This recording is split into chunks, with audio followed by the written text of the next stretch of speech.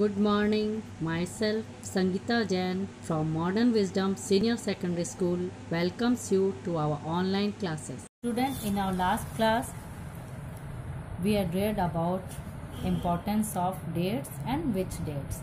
So today we'll start how do we periodize.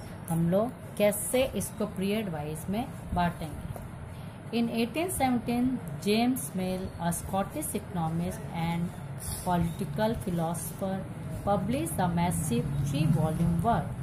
1817 में James मिल एक Scottish economist और political philosopher था. उसने एक 3 वॉल्यूम की एक वर्क स्टार्ट किया, पब्लिश किया. 3 वॉल्यूम की एक बुक पब्लिश की.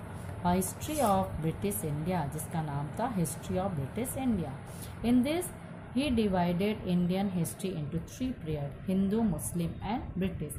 इस बुक में इसने इंडियन हिस्ट्री को 3 पीरियड में डिवाइड किया: Hindu, Muslim and British. This periodisations came to be widely accepted. ये पीरियड जो है हम लोग आज भी एक्सेप्ट करते हैं, मानते हैं.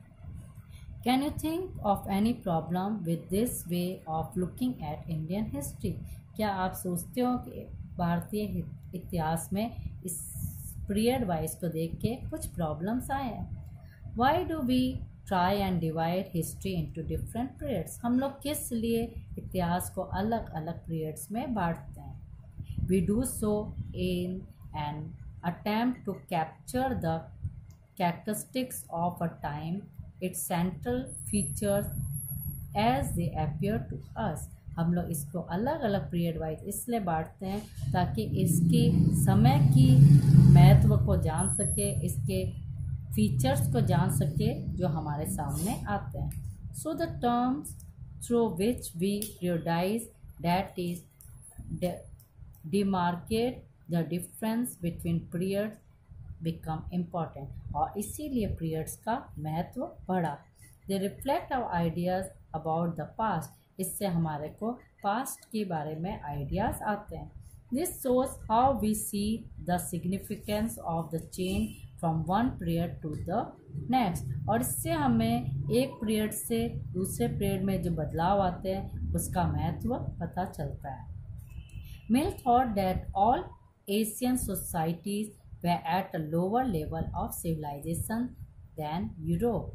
मिल की ये विचारधारा थी कि जितने भी एशियन सोसाइटीज़ जो है यूरोपियन सोसाइटीज़ से बहुत पिछड़े हुए हैं, गिरे हुए हैं.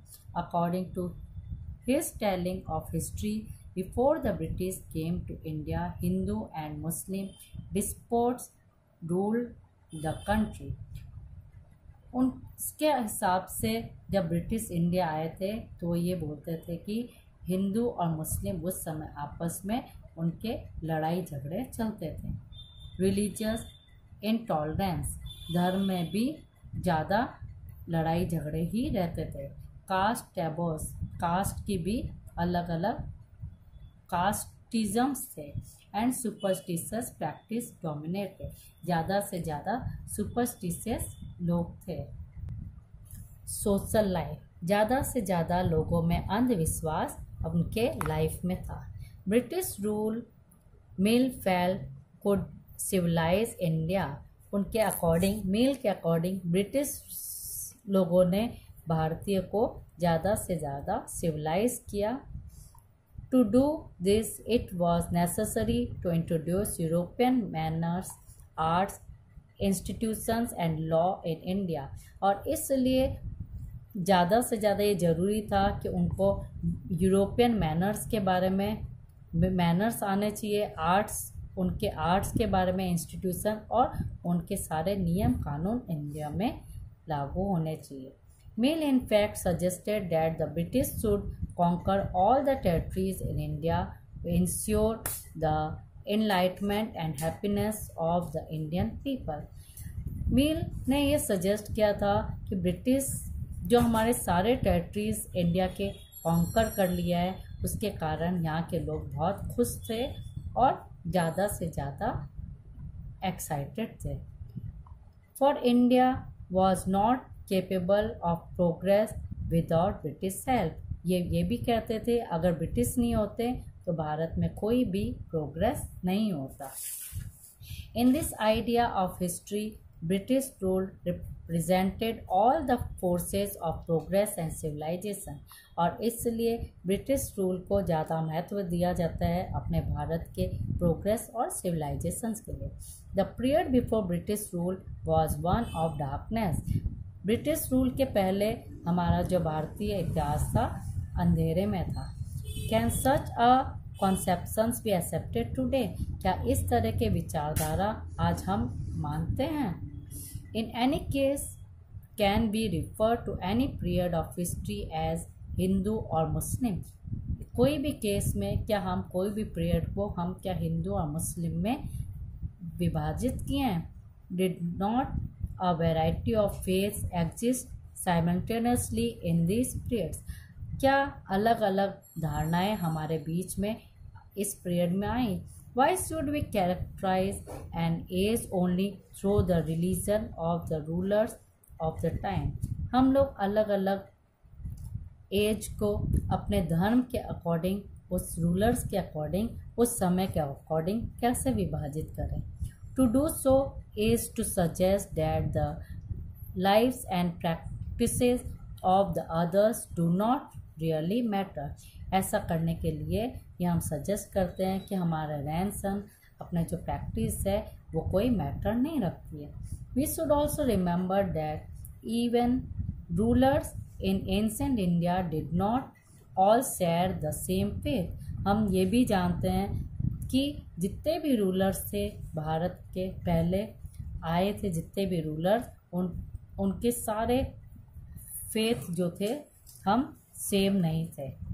Moving away from British classification, students have usually divided Indian history into ancient, medieval and modern.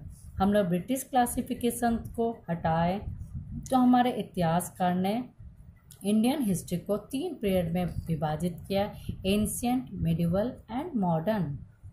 This division too has its problem. ये डिवीज़न में भी प्रॉब्लम्स थे। It is a periodization that is borrowed from the West, where the modern period was associated with the growth of all the forces of modernity, science, reason, democracy, liberty and equality. ये periodization हम लोग waste से लिए थे, जो कि हमारे modern period को एसोसिएट करते हैं। उसमें हमारे जितने ग्रोथ हुए अलग अलग फोर्सेस के अपने हिस्ट्री में, डेमोक्रेसी में, लिबर्टी में और इक्वालिटी में। Medieval was a term used to describe a society where these features of modern society did not exist. Medieval period हम लोग डिस्क्राइब करते हैं जहाँ पे अपने मॉडर्न सोसाइटी नहीं थी।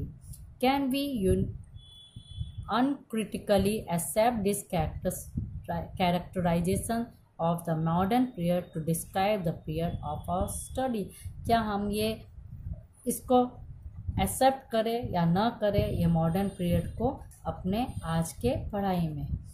As you will see in this book, under British rule people did not have equality, freedom और लिबर्टी।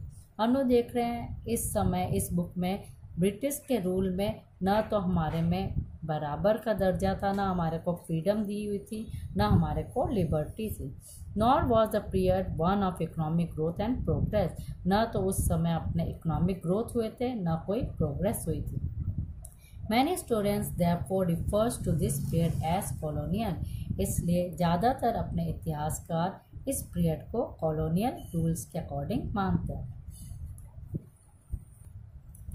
What is colonial? तो अब ये कॉलोनियल क्या है? इन this book you will read about the way the British came to conquer the country and establish their rule, subjugating local nawabs and राजाज। हम लोग ये book में पढ़ेंगे कि ब्रिटिश लोग ने हमारे देश को कैसे कॉन्कर किया, अपने राज्य कायम किया यहाँ पे आके, और लोकल नवाब्स और राजाज को हटा के खुद शासक बने। You will see how they established control over the economy and society, collected revenue to meet all the expenses. हम लोग देखेंगे यहाँ पे किस तरह से अपने इकोनॉमी और सोसाइटी में वो लोग अपना कंट्रोल बनाए, उन्होंने अपने रेवेन्यू किस तरह से कलेक्ट किए और अपने एक्सपेंसेस को कैसे लगाए. Bought the goods they wanted at low prices, produced crops they needed for export, and you will understand the changes that came about as a consequence. हम लोग ये भी पढ़ेंगे कि कम दाम में कैसे वो अब चीज़ें ले लेते थे हमारे, और गुड्स जो उनको एक्सपोर्ट करना था वही प्रोड्यूस करने के लिए कहते थे. तो हम देखेंगे कि बहुत सारे चेंजेस इस तरह से आए. You will also come to know about the changes British rule brought about in values and taste, customs and practices. हम ये भी पढ़ेंगे कि ब्रिटिश रूल के समय में हमारे बहुत सारे चेंजेस हमारे टेस्ट में आए, हमारे कस्टम्स और प्रैक्टिसेस में आए. When the subjugations of one country by another leads to these kinds of political, economic and social and cultural changes, we refer to the progress as colonization. जहाँ हम इस तरह के चेंजेस हम देखते हैं political wise, economic wise, social और cultural wise, तो हम इसको कॉलोनाइजेशन ही मानेंगे. You will however find that all classes and group did not experience these changes in the same way.